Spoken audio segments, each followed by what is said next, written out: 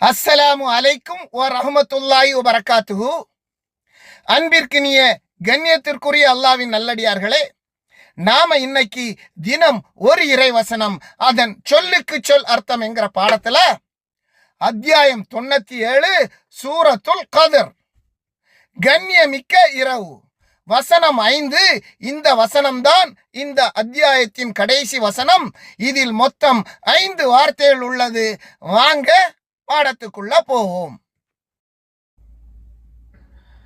சலாமுன் ஹிய ஹத்தா மத்லஇல் ஃபஜ்ர்.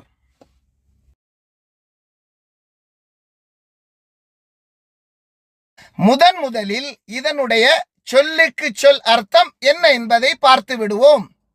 சலாமுன் என்பதின் அர்த்தம் ஈடேற்றம் உண்டாகுக. ஹிய என்பதின் அர்த்தம் அது. ஹத்தா என்பதின் அர்த்தம் வரை. மத்லஇ என்பதின் அர்த்தம் உதயமாகும். அல் ஃபஜ்ர் என்பதின் அர்த்தம் அதிகாலை. மொத்தத்தில் இந்த வசனத்தை நாம் எப்படி புரிந்து கொள்ள வேண்டும்?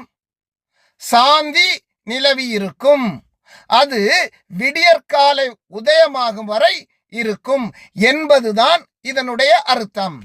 இன்ஷா அல்லாஹ் இதற்கு ஒரு சிறிய விளக்கமும் பார்த்து விடுவோம்.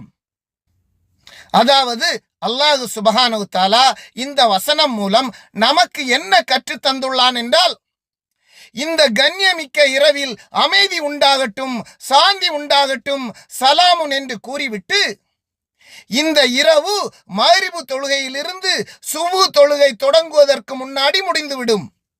இதற்குள் நாம் என்ன செய்ய வேண்டும்?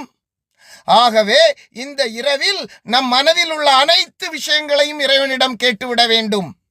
நாம் செய்த பாவங்களுக்கு மன்னிப்பு கேட்டால் 1000 மாதம் செய்த பாவத்தை இறைவன் இந்த ஒரு இரவில் நாம் கேட்கும் துவாவிற்கு மன்னிப்பு வழங்கி விடுவான். அப்படி எல்லா அமல்களுக்கும், எல்லா நன்மையான காரியங்களுக்கும் 1000 மாதங்கள் செய்த கூலி கிடைக்கும் என்பதை மனதில் வைத்துக் கொண்டு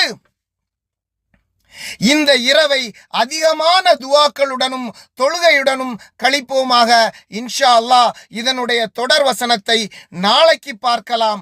படைத்த ரப்பு நம் அனைவரையும் எல்லாவித தீய சக்திகளிலிருந்தும் கொடிய நோயிலிருந்தும் பாதுகாத்து நல்லருள் புரிவானாக. ஆமீன் ஆமீன் யா ரப்பில் ஆலமீன்.